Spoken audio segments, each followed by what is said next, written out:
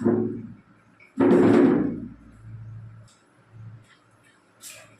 Back to STEM academy education. Good morning dear students. आज आम पढ़ा जननर कोष विभाजन दुई प्रकार होता है, गोटे सम विभाजन और गोटे अर्ध विभाजन माइटोसिस बा मेयोसिस। से सम विभाजन रो चारिटी अवस्था थाए। जिते गोटे कोषर सम विभाजन हुए से चारिटी अवस्था हुए। से सम विभाजन जो हुए तार नेष्टि और कोषजीवक कौन हुए विभाजित हुए। से नेष्टि और कोषजीवक जो विभाजित हुए चारोटी अवस्था अच्छी। गोटे आद्यावस्था, तापर मध्यावस्था, तापर उत्तरावस्था, तापर अंतिम अवस्था। ये जो कोषटा विभाजन होची कोषर को अंश कोष भितर कौन अच्छी नेष्टि अच्छी। नेष्टि भितर आम क्रोमोजोम बा गुणसूत्र अच्छा। से नेष्टि केमिति विभाजित होची आ परिशेष से केमिति अलग से गोटे कोष केमिति दुई कोष परिणत होची से विषय में जानिबा। कोठरे ना ए आद्यावस्था आद्यावस्था प्रथम कौन थाए देख दुईटी मु कंपैरिजन करूची। गोटे हला एटा हला प्राणी कोष, एटा हला उद्भिद कोष। उद्भिद कोष रे केंद्रपिंड न थाए, एटा प्राणी कोष रे केंद्रपिंड। एटा यार न्यूक्लियस नेस्टी, एटा उद्भिद कोष रे नेस्टी। एटा जो नेस्टी रे एटा क्रोमाटिन जालिका गुड़िक थाए। क्रोमाटिन जालिका थाए। कालक्रमे से स्थूल रूप धारण करी क्रोमाटिन जालिका कौन हो जाए ना गुणसूत्र रे परिणत हुए। गुणसूत्र रे परिणत हुए। से गुणसूत्र रे परिणत हुए। और प्राणी कोष रे केंद्रपिंडटी कौन हुए ना तारक रे परिणत हुए। तारक रे परिणत हुए। किंतु उद्भिद कोष रे केंद्रपिंड नथिले तार कोष विभाजन स्वाभाविक भाग होता है, कौन से असुविधा हुए नहीं। यार केवल केंद्रपिंड प्राणी कोष अच्छी, तेणु से केंद्रपिंड की कौन है विभाजन होगी तारक रे परिणत है। एगुड़ा कहते तारक। किंतु उद्भिद कोष रे केंद्रपिंड नाही, तेणु तार किसी तारक परिणत हम ना। तार केवल से जो क्रोमाटिन जालिका गुड़िक थिला न्यूक्लियस भितर सी कौन है ना कालक्रमे से स्थूल रूप धारण करके एगुड़ा गुणसूत्र है। यहाँ गुणसूत्र केंद्र, ये गोटे गुणसूत्र क्रोमोजोम तार केंद्र ये कहते गुणसूत्र केंद्र। गुणसूत्र कौन कले धारण कले तापर स्टेप से मैंने देखो गुणसूत्र धारण कला पर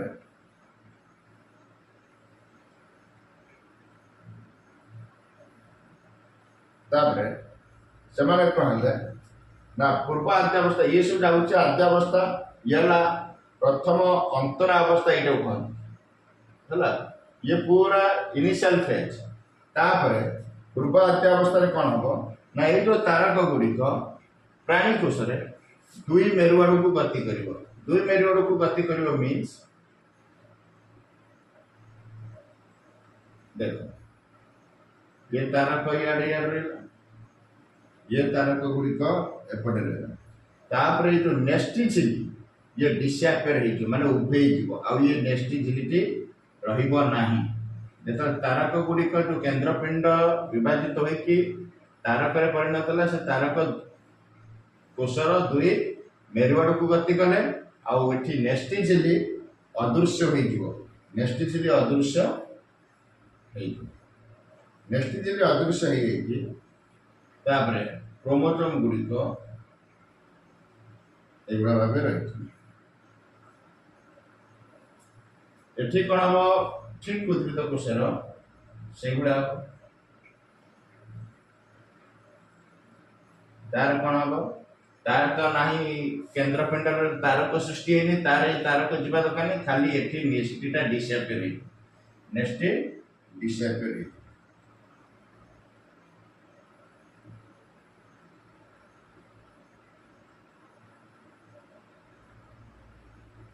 गुणसूत्र गुड़िक दुई पार्श्व तापर स्टेज रे कौन हुए देखो तापर स्टेज एठी गला कौन ये जो केंद्रपिंडटी विभाजित होई तारक रे परिणत होला बा आस्टस से गुड़िक कोषर दुई मेरु आड़ को गति करी पळेले आ नेस्टी झिली अदृश्य हो गला। एठी नेस्टी झिली अदृश्य हो गला कारण उद्भिद कोषर कौन ना केन्द्रपिंड ना तेणु तार तारक सृष्टि हम नहीं खाली तार नेस्टी विभाजित होगा बर्तमान नेस्टीर डिसअपियर होगा नेस्टी झिलिटी आ देखागला ना कौन हम देख तापर पिले एपटिक आसो स्टेप जो तारक सृष्टि है यहाँ हूँ आद्यावस्था चली यहाँ आद्यावस्थार शेष भाग यपटे प्राणीकोश रखुची से गुणसूत्र गुड़िक अनुलंब भाव रही गुणसूत्र गुड़िक अनुलंब भाव रही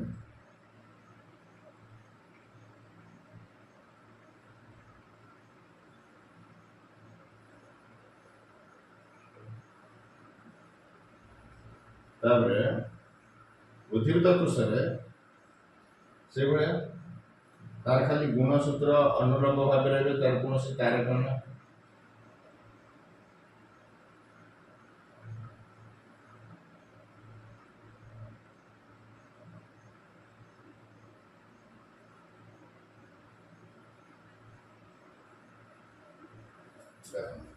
प्राणीकोश तारक दुई मेरु रही गुणसूत्र गुड़िक अनुलंब भाव रही यार केवल से गुणसूत्र अनुलंब भाव रही कारण यार तारक सृष्टि है तारक कहीं सृष्टि है ना यार केन्द्रपिंड मूलर ना किंतु ये केन्द्रपिंड नथिले भी यार जो कोषटा विभाजन होची प्रथम जो नेस्टी विभाजनटा नेस्टी रु नेस्टी चिली उठीगला जो क्रोमाटिन जालिकाटा गुणसूत्र है से गुणसूत्र गुड़िक दुई समतल भाग को अर्ध समतल भाग को चली आसिले कौन है ना से अनुलंब भाव रही कौन गुणसूत्र गुड़िक कोषर मध्य भाग अनुलंब भाव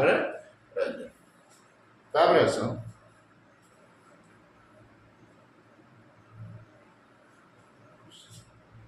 स्टेप कौन है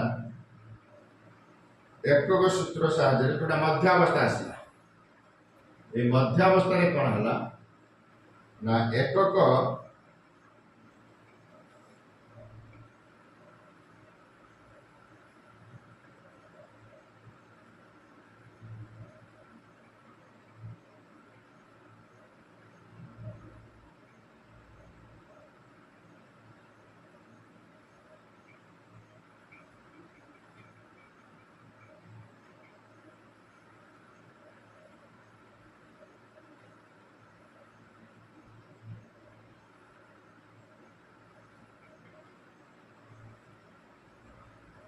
उद्भिद कोश ये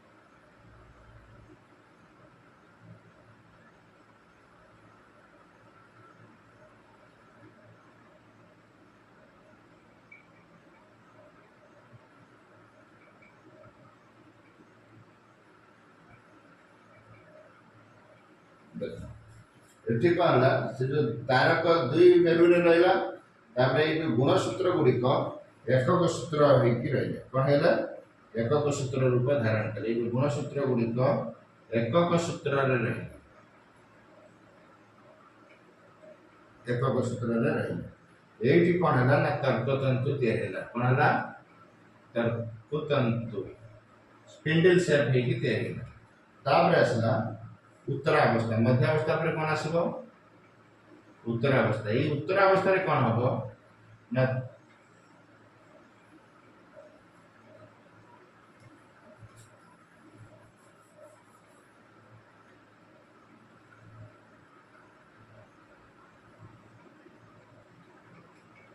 कोष जीवक विभाजन हवा आरंभ कर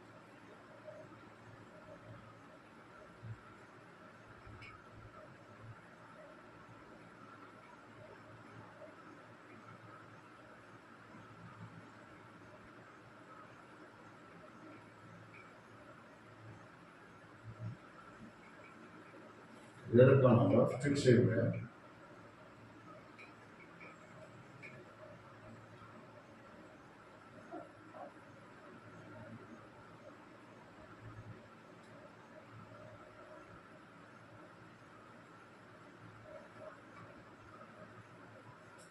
देख शेष अवस्था पड़े प्रथम आद्यावस्था कौन है ना प्रथम आद्यावस्था ये प्राणी कोषर नेष्टि, ये प्राणी कोषर नेष्टि, ये उद्भिद कोषर नेष्टि, एमाने क्रोमाटिन जालिका भली रही। यही जो क्रोमाटिन जालिका गुड़िक समय क्रमे सुसंगठित स्थूल रूप धारण करी कौन होती ना गुणसूत्र रूप धारण करे। ताले ये जो प्राणी कोषर केन्द्रपिंडटी अच्छी ये कौन है विभाजित हो तारक सृष्टि है, किंतु उद्भिद कोषर केन्द्रपिंड ना तार तारक है ताहा सत्वे ये मध्य स्वाभाविक भाव ये तार कोष को विभाजन कर किसी असुविधा हेब ना। तेणु ये जो आसला गुणसूत्र एकक केन्द्र है, ये गुणसूत्र पर यार जो तारक था कार प्राणी कोषर यही जो तारक कौन है ना ये जो कोषर दुई मेरु आड़ को गति करगले, एपटे गोटे रहा एपटे गोटे रहा। तापर आसला ये जो गुणसूत्र केन्द्र होगुड़िक कौन कले ना दुई समतल दुई पाख को चली आस। स्टेज रे जतला आसला अनुलंब भाव रही, अनुलंब भाव में किए रहे गुणसूत्र गुड़िक अनुलंब भाव रही, अनुलंब भाव रहा जो यहाँ कौन अनुलंब भाव में जो गुणसूत्र रही है आद्यावस्थार अंतिम अवस्था माने शेष भाग, आद्यावस्थार एति बाट है आद्यावस्था। एवं आसला यहाँ मध्यावस्था, मध्यावस्था कौन हुए ना ये जो गुणसूत्र गुड़िक एकक सूत्र में परिणत होती से तर्कतंतु या जो तर्कतंतु या हुए एकक सूत्र में परिणत होती जार आकार ये देखा कोण भाया गुणसूत्र गुड़िक कोण रूप धारण करते मध्यावस्था। जो उत्तरावस्था आसे कहार विभाजन हुए ना कोष जीवकर विभाजन हुए। ये जो कोष जीवक इे गोटे अलग होगा सेपट गोटे अलग हम यार भी से कोष जीवक अलग होगा। तर कोष जीवक अलग है एपटे गुणसूत्र रहा यार केन्द्रपिंडर तारक रहा यार कौन जेहेतु तारक ना यार केवल एपटे गुणसूत्र रहा माने ये एपटा कौन कर एपटे गोटे नेष्टि तैयारी अलग हम यार आ गोटे नेष्टि तैयारी हो अलग हम। ये से प्राणी कोष कौन कर यार यही पोर्सनटा आ गोटे ये पोर्सनटा नेष्टि तैयारी करके ये संपूर्ण कोष जीवक अलग हो यार ये कौन हम से नेष्टि ये गोटे नेष्टि करके यार कोष जीवक सह ये अलग हो यहाँ सब अंतिम अवस्था। अंतिम अवस्था कौन हम ये गोटे अलग हो निजर गुणसूत्र रखला ये सब अलग अलग होगा। ये जो रहा ये से क्रोमाटिन जालिका भाव में ये ना दीटा ये तैयारी प्राणी कोषर से गोटे प्राणी कोष कौन है दुईट अपत्य कोष तैयारी कौटार माइटोसिस दुईट अपत्य कोष सृष्टि है, किंतु उद्भिद भी कौन है दुईट अपत्य कोष सृष्टि है से भाव यार दुईट अपत्य कोष सृष्टि हो यार थोड़ा दीटा अलग है बुझेगा तार गोटे रोमाट ये अलग है ये क्रोमाटिन जालिका रूप धारण कर देखिले ये जो चारोटी अवस्थार प्रथम अवस्था देख पिला प्रथम अवस्था कौन है ना ये जो जालिका क्रोमाटिन जालिका स्थूल रूप धारण कर गुणसूत्र भाव दृश्यमान है गुणसूत्र रूपे देखाला आउ प्राणी कोषर केन्द्रपिंडटी विभाजित हो तारक परिणत है। कोषर दुई मेरु आड़ किए ये तारक गुड़िक गति कले उद्भिद कोषर तो किसी ना तार कुआड़ को जबार नहीं कोषर दुई मेरु अंचल तर्कतंतु या कोषर दुई कौन है तर्कतंतु या आसला मध्यावस्था। ये मध्यावस्था कौन है गुणसूत्र गुड़िक कोषर मध्य समतल भाग को चली आसिले मध्य समतल भाग को पलि आसिले मध्य भाग को किए पलि आसिले क्रोमोजोम गुड़िक मध्य समतल भाग को क्रोमोजोम गुड़िक पलि आसिले। उत्तरावस्था कौन है ना उत्तरावस्था प्रत्येक गुणसूत्र केन्द्र विभाजित है ये जो गुणसूत्र केन्द्र विभाजित होगा उत्तरावस्था कौन है ना जो गुड़िक थिला एकक सूत्र दुई विपरीत मेरु आड़ को चलीगले जार आकार ये कोण बा भी आकार रूप धारण करता भी आकार रूप धारण करता किए गुणसूत्र गुड़िक ताहा पुणी तार कोष जीवक गुड़िक विभाजित हो संपूर्ण दुईटी अलग अपत्य कोष सृष्टि है ताले जो सम विभाजन चारोटी अवस्था कोषटी विभाजन है जानिले सम विभाजन कौन आउ थे देख सम विभाजन ना सम विभाजन रे आद्यावस्थार आरंभ में क्रोमाटिन जालिका देखा कालक्रमे से क्रोमाटिन जालिकाटी कौन है गुणसूत्र रूप स्थूल रूप धारण कर केतोटी निर्दिष्ट संख्यक गुणसूत्र रूपे देखा आद्यावस्थार शेष भाग को प्रत्येक गुणसूत्र अनुलंब भाव में दुईटी एकक गुणसूत्र विभाजित होइतिबार देखा जाए किंतु यह गुणसूत्र केन्द्र ठारे लगी थाए क्रमे निन्यष्टि और नेष्टि झिल्ली अदृश्य हो जाए ये कौन है नेष्टि आउ नेष्टि झिल्ली आउ रहिलानी ये नेष्टि नेष्टि झिल्ली अदृश्य हो गला बुझेगा तापर कोषरे जो थिला सेंट्रोजोम बा केंद्रपिंड से तारक परिणत हो दुई मेरुआड़ को गति कर पड़े मध्य अवस्था गुणसूत्र गुड़िक कोषर मध्य समतल भाग को पलि आसे बुझे उत्तर अवस्था कौन है ना प्रत्येक गुणसूत्र केन्द्र कौन हो विभाजित हो जो गुणसूत्र केन्द्र गुड़िक प्रत्येक स्तर विभाजित है कौटी उत्तरावस्था तापर कोष जीवकर विभाजन आरंभ है विभाजित होगी अंतिम अवस्था पूरा संपूर्ण ये कोष जीवक सह ये नेष्टि अलग होगा एपट कोष जीवक सह ये नेष्टि अलग होगा ठीक उद्भिद कोष यही जो रहा ये नेष्टि सह ये कोष जीवक अलग होगा ये नेष्टि सह ये कोष नेष्टि सह ये कोष जीवक अलग है सी आ गोटे कोष होगा तेल एवं जानिले सम विभाजन कौन बा माइटोसिस